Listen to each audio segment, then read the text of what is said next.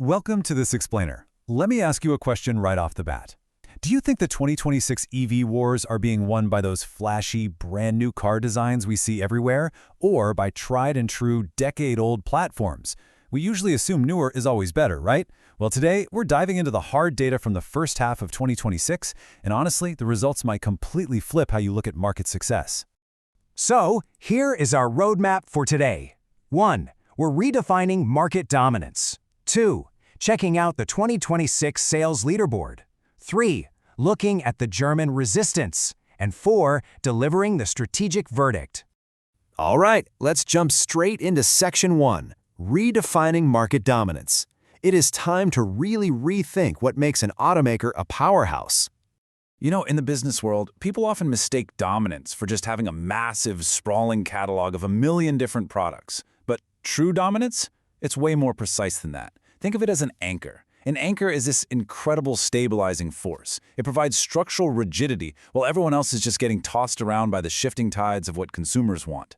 What this means, in plain English, is that power comes from concentration. Instead of spreading your engineers and your cash thin across dozens of overlapping, kind of similar models, you go all in on a high-volume, low-variety approach. You build just a few top sellers. You build them unbelievably well, and you unlock these massive economies of scale. You stop just playing in the market, and you become the anchor holding the whole thing down.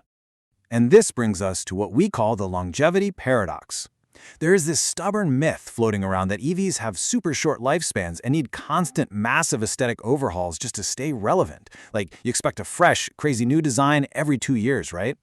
But the reality is wild. The 2026 data completely shatters that idea. Mature veteran platforms are literally crushing the brand new, super hyped market entries. Turns out, things like proven reliability, mature platforms, and entrenched charging infrastructure, those matter way more to everyday buyers than just a shiny new coat of paint. Okay, moving right along to Section 2, the 2026 sales leaderboard. This is exactly where those expectations slam into reality. The sheer size of the gap between first and second place here is just mind-blowing. Way up at the top, we've got the Tesla Model Y. Now, this is a 6-year-old platform, guys, and it pulled in roughly 110,000 units in Europe alone.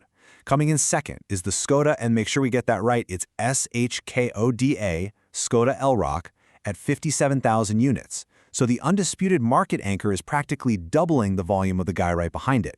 And sitting right there in third place, with 56,000 units, is the Tesla Model 3, a platform that is literally creeping up on its 10th anniversary. These older platforms are absolutely setting the pace for the entire industry. Now, if you aren't in that top 3, you're stuck in what we call the drifting tier. Seriously, every other EV on the bestseller list failed to break the 50,000 unit mark in the first half of the year. Take the Renault 5, for example. Highly anticipated, a ton of hype, but it only hit about 45,000 units. It's a decent number, sure, but it definitely fell short of market expectations. And without hitting those massive volume milestones, these models are just kind of drifting. They just don't have the scale you need to get true manufacturing efficiency and actually fight back against the anchors. To really show you how fragile some of these lower ranks are, let's look at the Leapmotor TO3. This is actually the only Chinese entry in the European top 10, bringing in 32,000 units. But wait, look at the breakdown. Over 23,000 of those cars were sold in Italy alone. That is some extreme regional dependence. It perfectly highlights how incredibly tough it is for a newcomer to establish a broad, stable anchor across a whole continent. Which brings us to this absolutely staggering number, 165,871.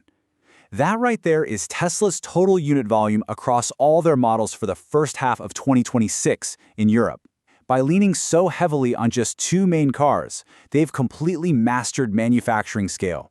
They aren't spreading their assembly lines thin, they are laser-focused, and honestly, that focus yields absolute dominance. But you know, legacy automakers aren't just taking this lying down. Let's look at Section 3, the German resistance, and see how the old guard is trying to fight back. First, let's get some context on the broader market. The European EV market actually exploded by 34.7% in early 2026. We're talking a jump from 1.18 million up to 1.59 million total units. That is massive momentum. But, as it turns out, a rising tide definitely does not lift all boats equally. While Tesla grabbed well over 10% of this bigger pie, the traditional German auto groups actually had a really rough negative start to the year. With the one exception of Mercedes, who navigated things pretty well, the legacy giants are literally watching their influence shrink even while the market itself is booming. So what is their defensive play here? Well, it's a classic price war. We're seeing German brands launch this whole new wave of electric city cars, like the ID Polo, with super aggressive starting prices around 25,000 to 26,000 euros. They're trying to undercut the anchors. But here is the catch. Actually, it's a huge catch. Price alone isn't a magic wand.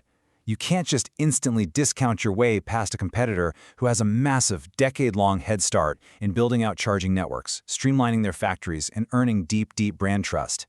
It just doesn't work that way. All right, that brings us to Section 4, the strategic verdict. Let's pull all this together and look at the lessons for the road ahead. So the biggest takeaway here?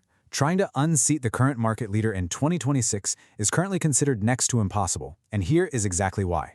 First, product maturity totally beats market freshness. A rock-solid, veteran car with great infrastructure is going to beat a shiny new toy in the long run every single time. Second, concentration of power beats fragmentation.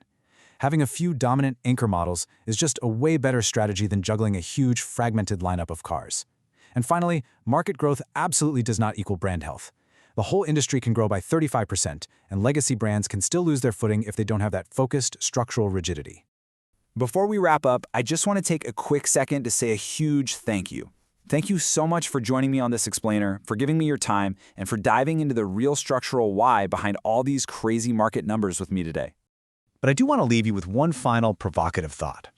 As we look ahead to July 2027, which is actually going to be the 10th anniversary of the Model 3, if competitors are still struggling to beat a platform that was designed a literal decade ago, we really have to ask ourselves, is that a failure of their technology, or is it a failure of their narrative?